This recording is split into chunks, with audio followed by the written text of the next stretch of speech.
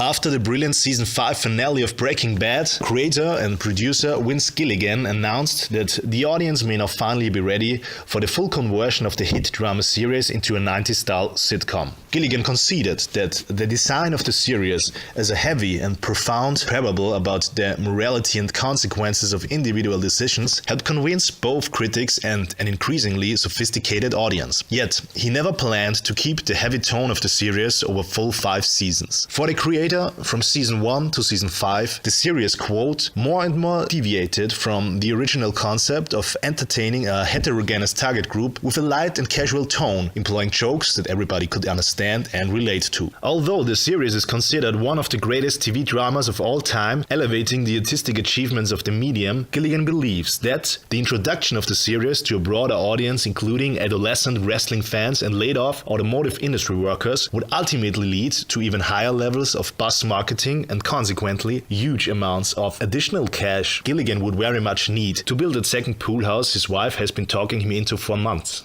In a recent interview with the AV Club, Gilligan tells of countless struggles with movie executives who kept refusing his ideas of introducing laugh tracks and of resorting to the well-tried humor of 90s sitcoms like Unhappily Ever After and Married with Children, the latter of which Gilligan describes as the absolute historic climax of all human entertainment. Gilligan especially praised the sitcom's last 2 seasons that the majority of TV viewers remember as a mere series of fecal humor, half-heartedly wheel-sized deep female breasts and farts. Gilligan recalls, throughout our numerous strategy meetings, I had big troubles understanding why HBO executives could not see the infinite possibilities the characters that were already in place gave for superb gags and hilarious situations.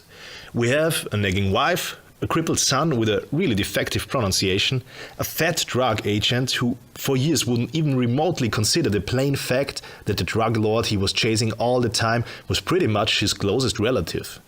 And on top of that, all of their lives are totally ruined by this bald public school teacher who is diagnosed with what? Lung cancer? I mean, come on.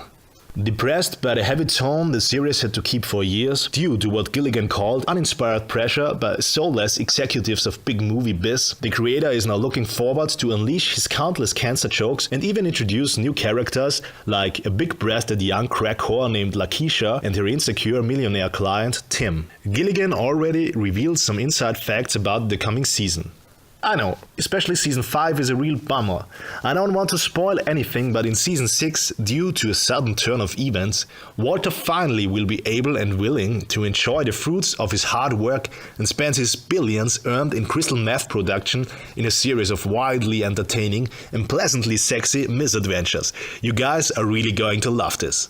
The initial concept of the series emerged as Gilligan talked with his fellow writer Thomas Schnauz, and they joked regarding the unemployment that the solution was, quote, to produce exactly the same shit as done in the 90s and thus making money. Gilligan tells us, we figured this was far easier to the contrary approach of coming up with a series so original that it would be known as one of television's finest dramatic accomplishments for generations on, and actually change the very expectations resting on future TV dramas forever. Retrospectively, Gilligan can hardly stop wondering that it would actually take 5 seasons of a sophisticated moral drama play before he would be able to work on the original idea.